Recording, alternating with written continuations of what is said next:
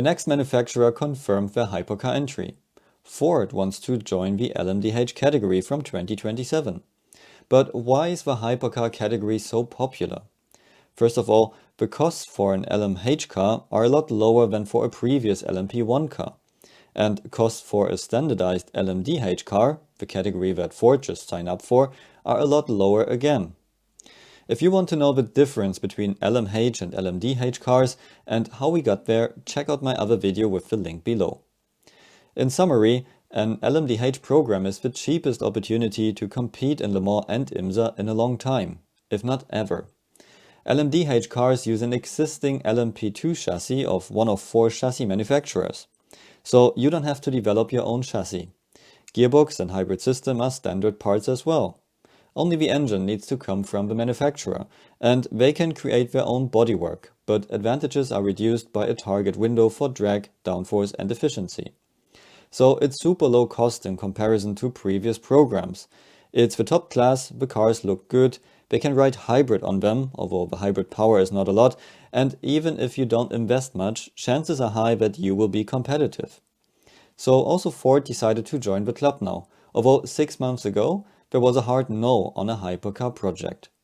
For Ford, it's a big story.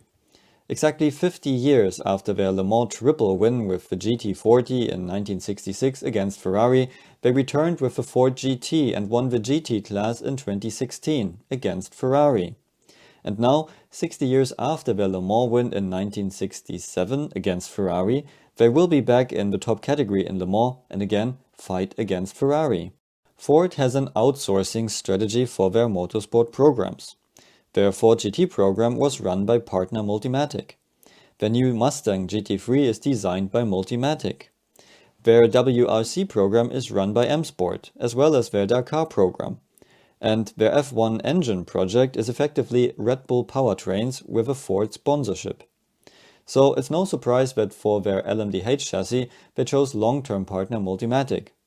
And that's interesting, because the most successful LMDh car so far, the Porsche 963, is also designed by Multimatic.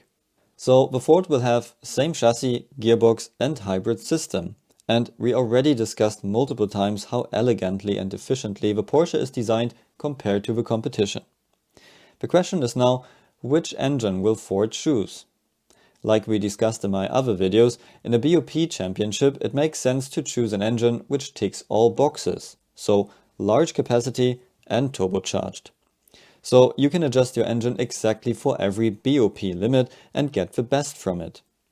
The 1.6 liter V6 F1 engine would be too small, too complex and isn't built for endurance racing. But they could use knowledge from their F1 division to optimize their Le Mans engine.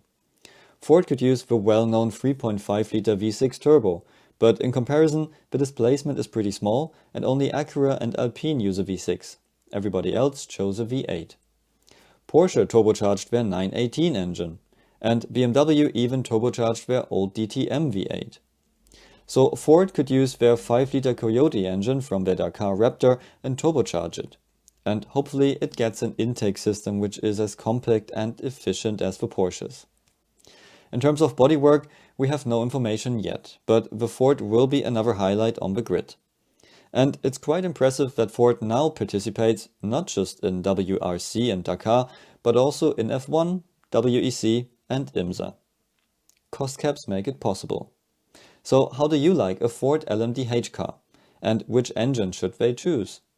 Let me know in the comments below and see you at the next video.